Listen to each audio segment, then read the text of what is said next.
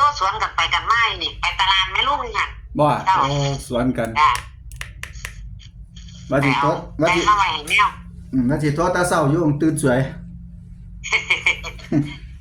โทรยามเฮ็ดเวียกโทรยามคนเฮ็ดเวียกก็บ่ได้กันแล้วเนาะอากาศดีกันเลยนอนตื่นสวยโอ้ยเขาเจ้าโทรมาคือว่าอั้นคักอั้นแน่แท้มันอันเป็นบางมองดอกลูกเนาะเห็นอยู่ทั้งปีกันได้อยู่นั่นเขาเจ้าขายอยู่แต่ว่ามันก็ขายเส้นตามนั่นแหละอันดังทั้งอุดรเนี่ยโอ้คือนี่ฝันว่าได๋ตู้นี่เอากบเอาเขียดใส่ขาแง่งเขียวไหมถุงไปเฮ็ดเป็นถุงไหมมาแช่น้ำไปให้เอามาหยังเนี่ยมันกินกันเอาไปโลดไปเพิ่นว่าจะไปจับมันสิเหี้ยเพิ่นว่าเอาคือฝันนี่สิบ่เข้าสิบ่มาอันอยู่บ่ซั่นดอกว่าฝันมันขึ้นเอายับไม้กันน่ะฮะเสียงหยังดังคอกแคกเอาเฮ็ดอันนั้นแกกองปลาเค็มบ่อ๋อเพิ่นฝันมันขึ้นนี่ฝันนางไหนตัวฝันนางไหนนั่นล่ะกูไปเอาเลขมานี่นะฝันเกี่ยวเพิ่นว่าเอากบเอาเขียดใส่ผ้าแง่งมาค่ะฝันเป็นถุงมันบ่เฮ็ดเป็นถุงน้อยๆมันถุงใส่นั่นน่ะโอ้ไปเขียดน่ะถุงเขียวเฮานั่นบ่แม่นเอามาแช่น้ำไว้ไปเบิ่งน่ะปาดคือหลายแต่เอามาหยังนั่นน่ะเอาไปโลดนั่นน่ะบ่กินคือสิเอามาซั่นว่าบ่แม่นว่าคิดบ่ได้เว้าดอกว่าคิดเจ้าของบ่กินเขียดนะคิดในใจว่าคือเพิ่นคือสิเอามาซั่นเพิ่นว่าจะไปเปิดมันเด้อมันสิเหี้ยกันปิดไว้ซั่นคือนี่ปิดถุงไว้ซั่นเพิ่นเอามาซ้ำน้ำเอาเจาะไว้ให้เอาสิบ่ได้อยู่บ่ซั่นดอกว่าได้บ่ได้ก็ได้ตัวซื้อแค่นั้นนึงเนาะบ่ได้ซื้อตัวอื่นอีกเลยเดียวบ่เอาแต่ตัวเดียวพอรอเลยนะแต่ลอตเตอรี่ก็เอา6655นี่ยังละไว้อันนี้ซื้อซุ้มใกล้เคียงไว้จักหน่อยลอตเตอรี่อันนั้นคือบ่กลับหัวไว้นำเด้อันไหน46นี่แล้วหาแทนเป็น9บ่เป็นก็เป็นโลดบ่ให้เป็นบ่ให้เป็นอันเดียวแค่นี้ให้เป็นตัวเดียวคอรอเลยบ่ต้องเป็นตัวอื่นอันเดียวคอรอได้ก็ได้บ่ได้ก็เสียมี2อย่างได้ก็ได้บ่ได้ก็เสีย2อย่างแค่นั้นเอาของเพิ่นรู้เดียวแต่ว่าฝันแปลกเนาะฝันตะเก่าคั่นอันมื้อนั้นฝันว่าได้เอาไม้ทุบหัวเขามันบ่จ้ะมื้อนี้เพิ่นฝันว่าได้เขียดอันฝันว่าตาซ้ำอีนั่นฝันว่าอุ้มบักม่วงไงเข้าบ้านเนาะจะมากับแม่เฮ็ดได้อยู่ได้กินเลี้ยงให้ทุกคนกินคือเขาเจ้าสิไปมาเฮ็ดงานให้เนี่ยไปหาซื้อปูซื้อปลาซื้อเอาเงินให้1,000ไปซื้อแนวมาเฮ็ดให้เขาเจ้ากินแล้วก็มาฝันว่าได้ทุบหัวเขาเจ้าแหละคืนนี้ก็มาฝันนั่นว่าเพิ่นเอากบเอาเขียดเขามาให้ใส่ถุงมาให้ก็สิบ่ได้อยู่ว่าบ่ตีเป็นอื่นดิตีเป็นของเพิ่นเรียนเดียวดิพร้อมรถตัวเดียวแล้วเป็นตัวเดียวเอาตัวเดียวคอรอรถเนาะ4664ขอรอแค่นั้นแหละบนล่างถ้าบ่ายโมงกับป้อนทันตัวกันมันออกของเฮาตัวนี้ไม่บ่ายโมงไหน4โมงแดงพุ่น4โมง4โมงแรงป้อนนั่นก็เพราะอยากได้เสียงรถเกี่ยวเข้ารถเกี่ยวเข้าก็บึ้มๆๆๆอยู่เพิ่นอยากได้รถถึงงามเพิ่นเด้ป้อนคือเก่าเขาบ่เข้าก็ป้อนทางงวดหน้าคือเก่าล่ะเล่นซ้ำเฮานี่ล่ะเล่นซ้ำพอได้นี่ล่ะก็ได้เล่นหลายเล่นหลวงเล่นพ่อเบิดส่วนเบิดโตเล่นซ้ำเล่นได้กันสิหวานเติบอยู่ดอกงวดนี้ซ้ำเฮาซื้อได้ล่ะ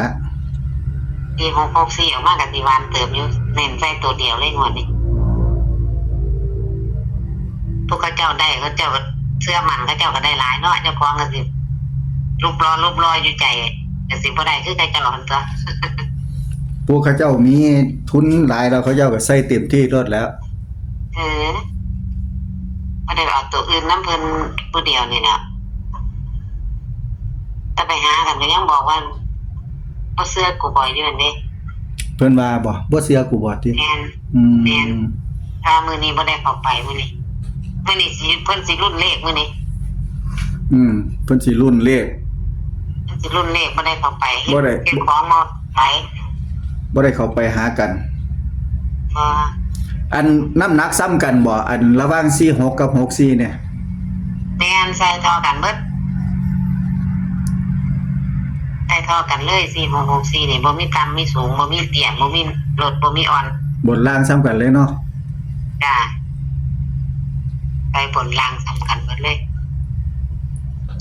ตำหมอคือบ้านหาล้างวันนี้ก็ได้ซ้ำนั่นล่ะ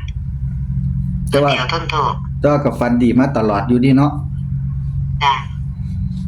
มันเป็นอะไรอยู่ดอกม่อนนี่ ว่าอยู่นั่น FC ก็อันรอฟังว่ามื้อสุดท้ายเป็นจังไดอ่ะนะ เพราะว่ามันบ่เฮือไปหลายในลูก อืม คนก็เฉยๆเลยงวดนี้ แล้วเขา เค เจ้าย คิดว่ามาจังซี่ล่ะคนเฉยๆนี่ละเลขตัวนี้นะ เขาเจ้าโทรมามึงหัน2-3 สายก็ว่าซื้อบ่ได้เด้ ทางไหนซื้อบ่ได้ ทั้งอุดรทั้งไอ้ทั้งไอ้นี่แหมทั้งอีหยังล่ะบุรีรัมย์เนี่ยซื้อบ่ได้เขาบ่เปิดว่าซั่นเขาบ่ขายให้เลยว่าซั่นมันเต็มแล้วว่าซั่น เพิ่นไปเว้าสู่เจ้าของฟังกันว่าโอ้ยเลขดังตัวนี้เอาเลขดังมาใช้อยู่นี่หั่นเงียบไปเด้เพราะว่าเขาเจ้าบ่ฮู้หลายเนาะบ่ค่อยออกตลาดช่วงนี้ลบๆจักหน่อย อืม ลบๆจักหน่อยงวดนี้เลยบ่ออกไปซื้อตลาด คนก็รอถ้าฟังเนาะ FC ก็ได้ อันละคันได้มากก็บ่มีเปลี่ยนแปลงจักเทื่อนอกจากสิเน้นว่าฝันดีเน้นเอาคันบ่ฝันบ่ดีก็เอาปกติอันว่าฝันดีเน้นๆนี่สิจังใส่แต่บ่เคยเล่นตัวอื่นน่ะเล่นแต่ของเพิ่นตัวเดียวเพิ่นให้มาตัวใดก็ใส่ตัวนั้นล่ะ ก็บอกอยู่ว่าบ่มีการเปลี่ยนแปลงบ่มีการเปลี่ยนแปลงดอกคันบอกแต่ที่แรกตัวใดก็คือซื้อตัวนั้นล่ะคันโดนมามันจังซี่แล้วคันโดนมามันก็ซื้อบ่ได้บ่ละโทรเข้ามาจากว่าอย่าโทรเข้ามาอย่าโทรเข้ามา ต้องเอาไว้ก่อน บอกเอาไว้ก่อนแต่ อัน ที่ นี้ แร ก็ ก เอา เนาะ ไว้ตั้งแต่โดนแล้วเด้ตั้งแต่ อืม หลายมือที่เพราะว่าเจ้านี่เขาเจ้าไง หาเที่ยมันออกมามันก็ค่อยบ่ผิดหวังอะนะมันบ่พลาดบัดนี้เฮาซื้อไว้แล้วรอเบิ่งความฝันถ้ามันฝันบ่ดีหรือบ่เป็นตาเฮาจังค่อยๆถอยออกกันตัวแม่นบ่หั่นน่ะ แล้วก็ซื้อไว้ทุนจักหน่อย เฮา เพิ่นให้มาน่ะคือเอาไว้รวดเอาไว้จักหน่อยแล้วก็คันว่าฟันดีเฮาจังคืนเอาอีก แม่ เฮาก็ น สิบ่ขาดโอกาส มันสิบ่ได้ขาดโอกาสนะ จ้า บ่ได้เสียโอกาสฟาดมันหนักๆไปโลดแล้ว นักบ่น่าก็ซ้ำบอกลุงอะละงวดนี่ใส่แค่นั้นล่ะ เอาไว้ซ้ำนั่น จ้าโอ้ยไอ ว่าอยู่ เป็นเดือนละ บ่ธรรมดา มัน ผู้ บ่แม่นอันน้อยๆเนาะงวดอันเปิดปีเนี่ย10 งวด 11 งวดเนาะมันก็บ่ธรรมดานี่เนาะลุงเนาะ แม่น เด็กความเชื่อแต่ที่ใดแน่ๆได้น้ำเพิ่นเปิดปีนี่ได้6 งวด6 7 งวด ตั้งแต่น้ำปูนี่เนาะ แม่น หลายงวดอยู่ที่คนสินับออกบ่ ตั้งแต่21พุ่นละมาช่วง21 23ไล่มาแล้วก็มาช่วง1บ่เชื่อเพิ่นมาเว้นอยู่2 งวดบ่เชื่อเพิ่นปานใดบาดนี้จังมาเอาที่ช่วง6 1 6 5 4 6มานี่จังมาได้น้ำเพิ่นจังๆจักหน่อยแน่อย่า2-3 งวดนี่ก็ต้องได้ดอกต้องปีใหม่นี่ ได้อยู่แล้วคือว่างวดนี้มาอีก มางวดหน้าก็ทื่นใส่ละก็ให้ได้กินนี่ปีใหม่แกม่วนได้ม่วนกันแล้วกันนะเลขน้ำเพิ่นนี่อีก3 งวดนี่ตามใดที่เพิ่นให้เฮาอยู่จังซี่ ได้อยู่แล้ ไป ว น้ำกันไปหากันว่าแก้วด้วยกันเนี่ย มันใจถึงวัดนี่มันใจแห้งคัก